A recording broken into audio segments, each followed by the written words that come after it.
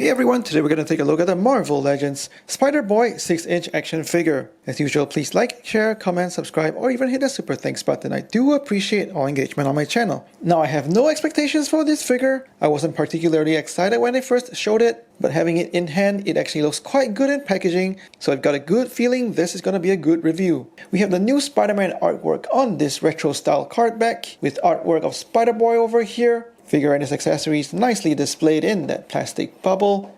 On the back of the packaging, we have a render of the figure, description of the character, other figures in the wave, and product information at the bottom. So let's go ahead and get this guy open. To unbox the figure, I simply slice off the plastic bubble with a hobby knife so that I can save the retro card back. He comes with a cute backpack accessory, then this is casted in a gold looking plastic. 4 pointy looking legs sticking out on the sides, a kind of dark gunmetal silver paint for the top, and very sharp red for the eyes on top as well. We see a peg on the inside of the backpack, and this one goes in snugly into his back. He comes with 2 twip hands, and these are cast in an orange-red plastic with blue paint for the outside of the hands. And what is conspicuous by its absence is wall-crawling hands. Now, Hasbro really needs to stop doing this and provide a full set of wall-crawling twip hands and fists to all Spider-Man figures. And these twip hands are articulated inwards as well as going outwards. And of course, they pop onto the figure just fine for some web twipping action. And to me, his most impressive accessory is his alternate head. This one is cast in a deep blue plastic, and as you can see, Hasbro have gone crazy with those paint applications. There's gold paint for his 5 sets of eyes, every single one outlined with that orange-red paint as well. Very sharp paint applications, but I also noticed them being slightly sloppy on a couple of copies on the shelf, so you might want to watch out for that. Now this one isn't perfect either, with the white paint for his fangs over here looking a little like it's bleeding out of its sculpt. And I think there's also a hit of dark blue paint for the inside of his mouth. So there's quite a number of paint applications applied reasonably well on this blue plastic head sculpt, which is smooth on the rest of it on the back. But overall, that's really good work, and that's topped off by some slight wrinkle in the middle of his eyes, just to show that he's snarling and means business. Popping out to the figure, and I'm surprised how good it looks. As an alternate head, it really is quite expressive compared to the more neutral masked one without the mouth. Now onto his sculpt. At first glance, I thought he just completely reused that adolescent Spider-Man body. But aside from his torso, I think the rest of him is actually a brand new sculpt. Also, with the new engineering to make sure that he's got those pins in his elbows and knees concealed. He's also slightly taller than that small Spider-Man body because of his high-top sneakers.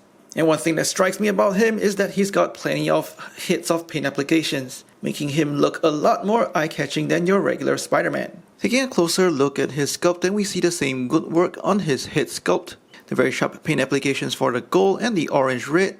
Very distinct color separation, and it stands out against the deep blue plastic of the rest of his smooth head. Moving on to his torso. The upper torso is that same deep blue plastic with very eye-catching and contrasting orange-red paint, very cleanly applied with very distinct clean lines. His lower torso is a bright orange-red plastic, this time with the blue paint applications down the sides. And this one doesn't look too clean with a bit of scuffing, as you can see. The rest of his arms are the same deep blue plastic with a bright orange-red paint on the inside, leading down to his hands, which are the bright orange-red plastic with the blue paint applications on the outside. Moving on to the back of that torso, and we see the same sharp paint applications and very clean lines. I do want to point out the very strange choice that Hasbro has done by having such a deep cut on that shoulder hinge. It really breaks up the sculpt quite a bit. I see no reason why they had to do it this way, and that detracts slightly from the nice sculpting and bright paintwork.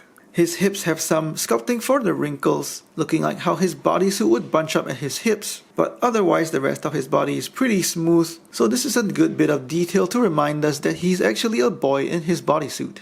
The hips do look a little wide for a male figure, but I suppose that's how the ball joints are designed. No further paint applications on his legs, but once we come to his very eye-catching shoes, we've got white paint and the blue that's on top of the orange-red plastic for the rest of his shoe. So I might say he's got the most eye-catching looking shoes among all Spider-Man.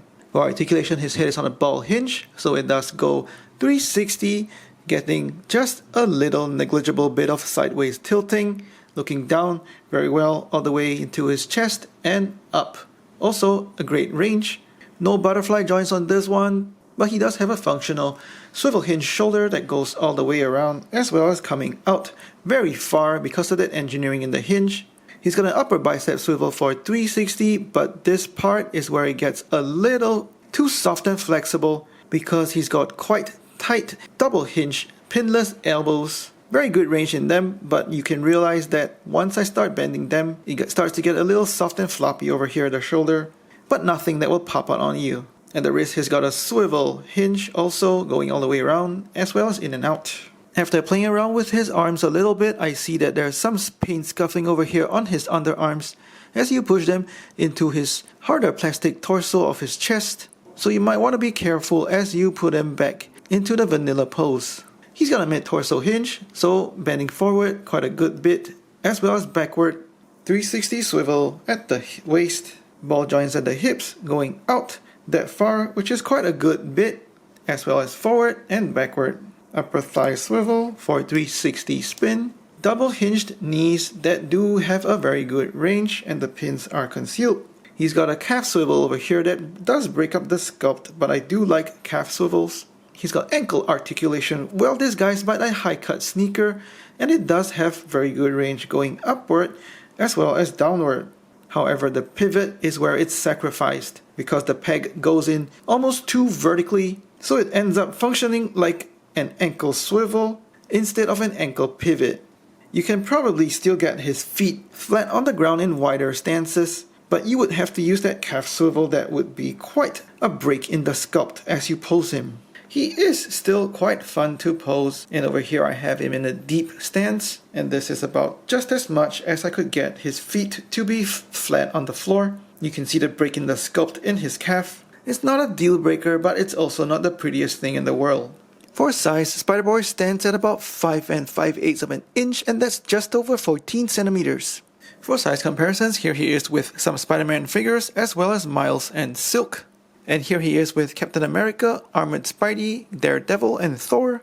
And here he is with some villains like Taskmaster, Bullseye, Mr. Negative, and the Inner Demon.